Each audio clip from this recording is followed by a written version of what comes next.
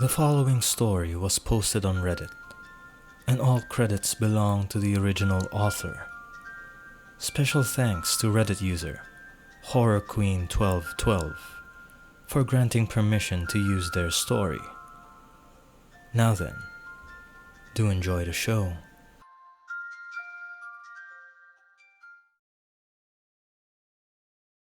My parents used to tell me that there's no such thing as ghosts, but I never believed them. I could always feel the eyes.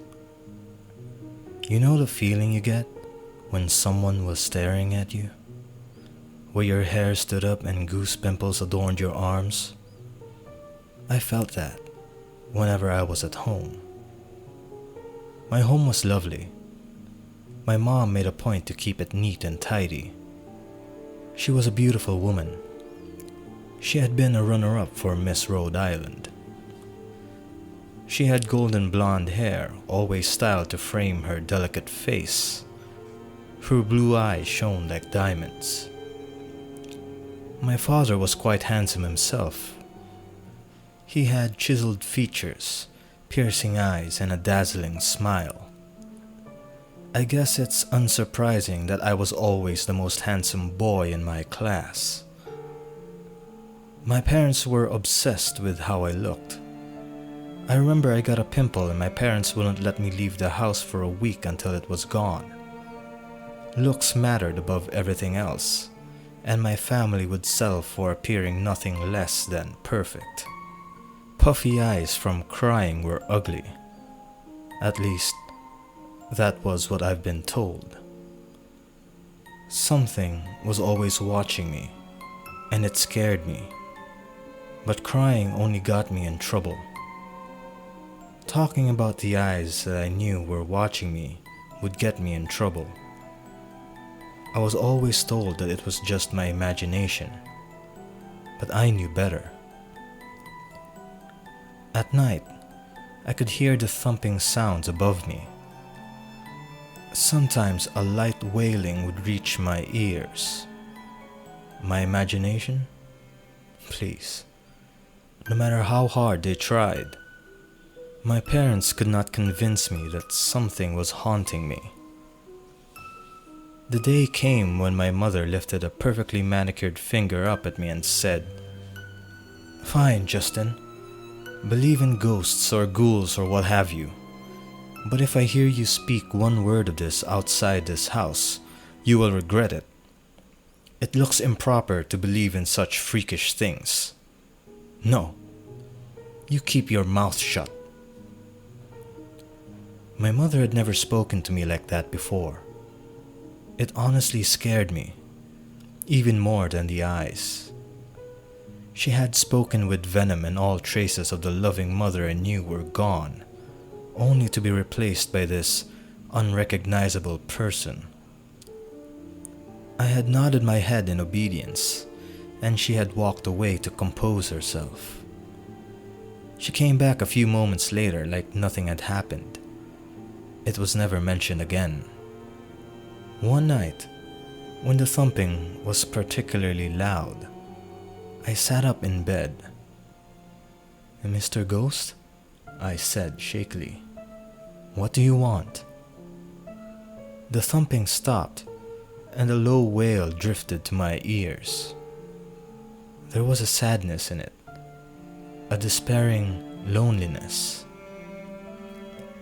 "Do you want to be my friend?" I asked.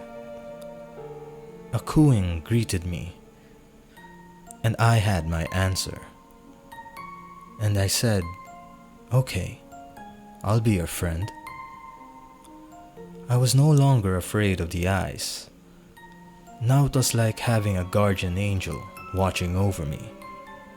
I couldn't see the ghost, but he was my friend, and I was his.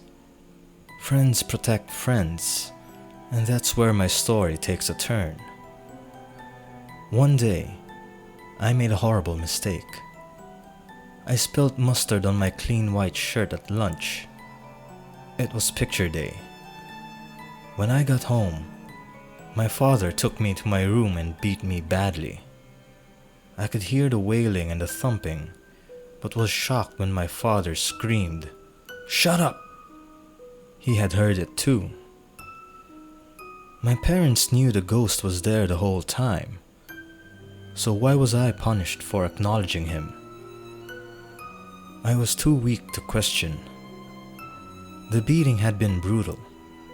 I heard my mother complain that I wouldn't be able to leave the house for some time, as she could already see bruises forming on my face. I can still hear her complaining. "Why his face, Gerald? What if somebody sees?" There was no concern for my well-being. I passed out. I woke up to the sight of a police officer kneeling beside me. It was dark, and I was so confused. "The kid's alive!" The cop exclaimed, and immediately, paramedics swarmed me. I was put on a stretcher and rushed out of my house. On the way out, I saw the bloodstains splattered on the usually clean living room. I saw the giant hole in the wall that looked like something had exploded out of it. I didn't see my parents, and I couldn't feel the eyes. At the hospital, detectives asked if he had done this to me. I didn't know who they were talking about, and told them my father had beaten me. I kept asking where my parents were, but the question was left unanswered. A social worker finally answered my question. My parents were dead. They had questions about him. I didn't know who they were talking about.